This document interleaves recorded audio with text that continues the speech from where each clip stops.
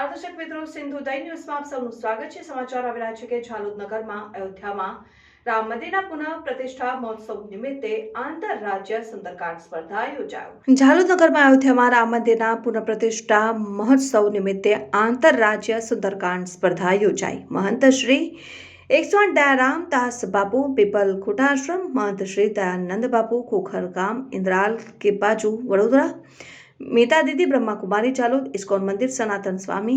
આંતરરાજ્ય સ્પર્ધામાં પહેલા નંબરે મહાકાલ સુંદરકાંડ મંડળ કેસુર ધાર મધ્યપ્રદેશ, બીજા નંબરે પનગઢ બાલાજી સુંદરકાંડ મંડળ પ્રતાપગઢ રાજસ્થાન, ત્રીજા નંબર ઉપર કૃષ્ણ સુંદરકાંડ મંડળ રતલામ મધ્યપ્રદેશ આવ્યા। અયોધ્યામાં 22મી જાન્યુઆરી 2024માં રામ મંદિર પુનઃ પ્રતિષ્ઠા મહોત્સવની ઉજવણી આખા દેશમાં કરવામાં આવનાર છે, જેની પૂર્વ ભૂમિકા નિમિત્તે ઝાલોદ નગરમાં તારીખ 24મી ડિસેમ્બર 2023ના રવિવારના દિવસે વણકતરાઈ સુંદરકાંડ મંડળ અને મીઠા ચોક મિત્ર મંડળ દ્વારા આંતરરાજ્ય સુંદરકાંડ સ્પર્ધાનું આયોજન કરાયું। આ આયોજનમાં નગરમાં રહેતા સૌ સનાતન હિન્દુ ધર્મ પ્રેમીઓ દ્વારા સંપૂર્ણ સહકાર આપવામાં આવ્યો અને સફળ બનાવવામાં આવ્યો।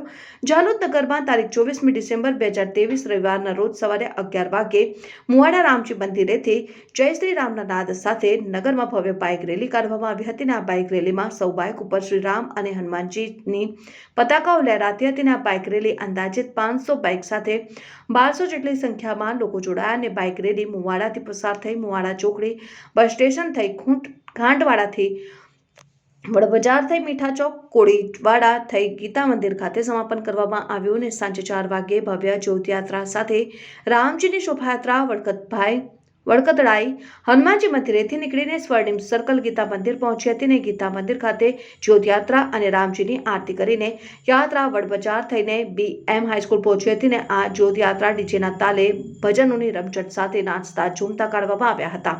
આ જ્યોતયાત્રામાં પણ ભવ્ય માનવ મહેરામણ જોડાઈને પ્રોગ્રામને સફળ બનાવ્યું।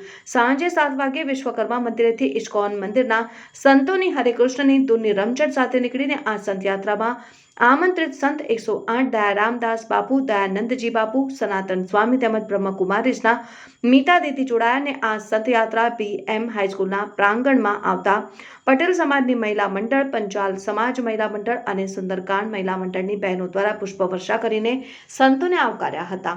ત્યારબાદ સંતોને આંતરરાજ્ય સુંદરકાંડની સ્પર્ધાના મંચ ઉપર લાવવામાં આવ્યા હતા અને બાઇક રેલી, જ્યોતયાત્રા અને સંતયાત્રામાં આદિવાસી સંસ્કૃતિને ઉજાગર કરતા નૃત્ય અનેરું આકર્ષણ નગરમાં ઊભું કર્યું હતું। રાત્રિના 8 વાગે આંતરરાજ્ય સુંદરકાંડ સ્પર્ધાની શરૂઆત આમંત્રિત સંતોએ દીપ પ્રજ્વલિત કરીને મંચ ખુલ્લો મૂક્યો હતો અને આંતરરાજ્ય સંગીતમય સુંદરકાંડ સ્પર્ધામાં કુલ 6 ટીમોએ ભાગ લીધો। દરેક ટીમોને 10 દોહા સંગીતમય સુંદરકાંડની પ્રસ્તુતિ કરવા માટે આપવામાં આવેલ। સંગીતમય સુંદરકાંડ સ્પર્ધામાં દરેક ટીમો વચ્ચે સુંદર સ્પર્ધા યોજાઈ અને દરેક ટીમ સાથે આગ્રાની મશહૂર ઝાંકી પણ પ્રદર્શિત કરવામાં આવી। આ ઝાંકીમાં મુખ્યત્વે રામ દરબાર સાથે બાહુબલી હનુમાન, શિવતાંડવ સાથે નૃત્ય, રાધેકૃષ્ણની અનુપમ છબી દર્શાવતી લીલાઓ, ખાટુ શ્યામજીનો અલૌકિક દરબાર તેમજ કાલકા માતાનું અનુરૂપ લીલાઓ સાથે પ્રદર્શન કરવામાં આવ્યું હતું। આ દરેક લીલાઓ જોઈને ઉપસ્થિત જન સમુદાય ઝૂમી ઉઠ્યું હતું અને આંતરરાજ્ય સુંદરકાંડ સ્પર્ધામાં પહેલા નંબર ઉપર મહાકાલ સુંદરકાંડ મંડળ, બીજા નંબરે પનગઢ બાલાજી, ત્રીજા નંબરે કૃષ્ણ સુંદરકાંડ મંડળ આવેલા હતા અને આ સ્પર્ધાનું યુટ્યુબના માધ્યમથી લાઈવ પ્રસારણ ચાલતું હતું અને સુંદરકાંડ સ્પર્ધા જોવા હજારોની મેદની સ્કૂલના પ્રાંગણમાં આવી હતી અને આ સમગ્ર પ્રોગ્રામનું સ્ટેજ સંચાલન સંસ્કૃત ભાષાના જાણકાર એવા ગોપાલ શર્મા દ્વારા કરવામાં આવ્યું। Reporter Pankaj Pandit, સિંધુદય news, Dahod.